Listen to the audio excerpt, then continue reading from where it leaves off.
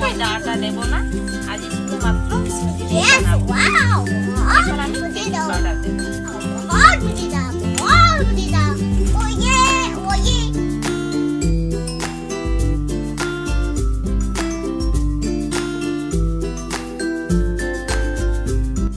নমস্কার বন্ধুরা, real kitchen with village food channel থেকে সবাইকে নমস্কার জানাই। আজকে আমি কেক বানাবো। আজকে বন্ধুরা আমি শুধু সুজির কেক বানাবো। কিভাবে বানাবো ভালোভাবে দেখিয়ে থাকো আমার ভিডিওটাকে। আমি এখন শুরু করব।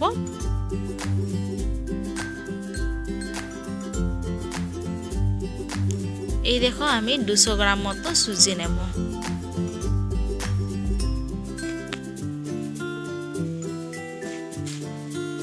এই দেখো বন্ধুরা আমি 200 গ্রাম মতো সুজি নিলাম। তারপরে আমি 4 বা 5 চামচ মতো চিনি নেব।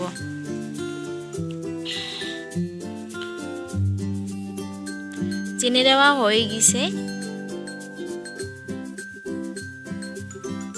এখন আমি বন্ধুরা হালকা নুন দেব, একদম একটু দেব নুন। তারপরে আমি এলাচ গুঁড়ো দেব। আপনারা চাইলে এলাচ গুঁড়োর বদলে ভ্যানিলা এসেন্স দিতে পারেন। এখন আমি দেব একটু কফি, একদম 4 চামচের 1 ভাগ কফি দিলাম। এখন সমস্ত উপকরণ দিয়ে বন্ধুরা আমি ব্যাটারগুলো ভালোভাবে মিশিয়ে থাকবো। এখন আমি অল্প অল্প দুধ দিয়ে এক সুন্দরভাবে ব্যাটার বানাবো। একদমভাবে ভালোভাবে এইভাবে মিশাতে থাকবো যাতে চিনিটা গলে যায়। আমি কিন্তু আজকে চিনিটা গুঁড়ো করে নিই, আমি কিন্তু গোটা চিনি দিয়েছি, সেই জন্য ভালোভাবে মিশাতে হবে। এইভাবে মিশিয়ে নিয়েছি বন্ধুরা, দেখো কিন্তু অনেকটা গলে গেছে। এই দেখো এখন আমি বেকিং পাউডার দেব। বেকিং পাউডার আমি 1 চামচ মতো দিয়ে দেব।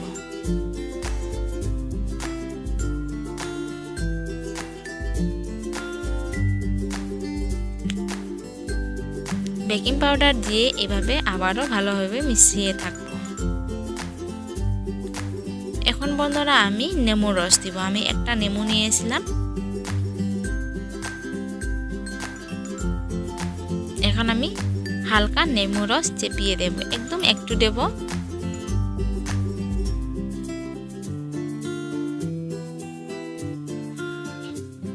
তো বন্ধুরা নেমু রস দিয়ে এভাবে আবারও মিশিয়ে দেব 2-3 মিনিট, মানে এই 2-3 মিনিট মতো আবারও ফেটিয়ে নেব ব্যাটারটাকে। এই দেখো আজকে কিন্তু অল্প ঘনত্ব করে বানিয়ে নিয়েছি।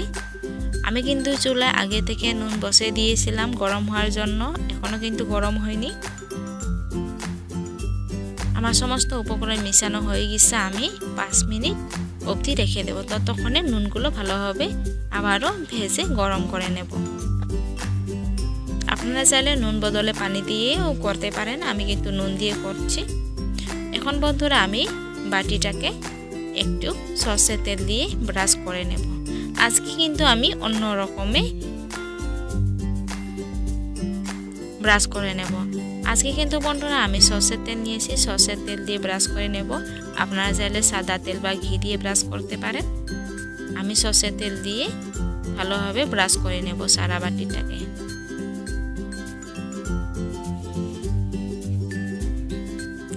ব্রাশ করা হয়ে গেছে, আমি রেখে দেব।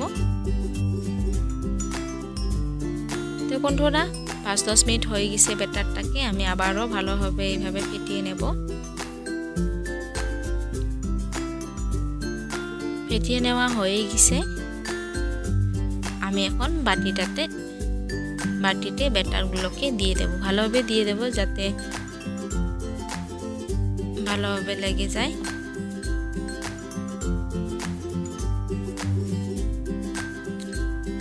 এই দেখো বন্ধুরা আমি সমস্ত ব্যাটারগুলো কিন্তু দিয়ে দিয়েছি। এখন আমি অল্প সেট করে নেব,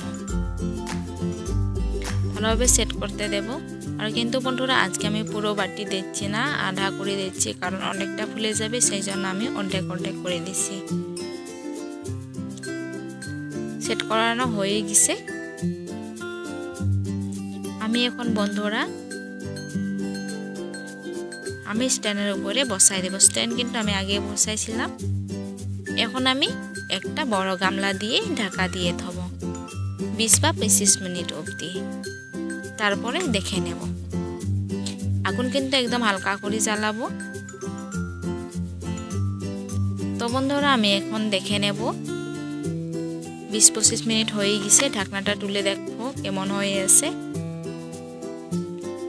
এই দেখো, আমি কিন্তু আগে একটা চাকু দিয়ে চেক করছিলাম, আবার এখন চেক করব। এই দেখো বন্ধুরা, একটু কিন্তু চাকুতে লাগেনি। তো আমি নেমে দেব। আজকে সুজির কেক কিন্তু হয়ে গেছে। এখন আমি অল্প ঠান্ডা হওয়ার পর সারিয়ে নেব।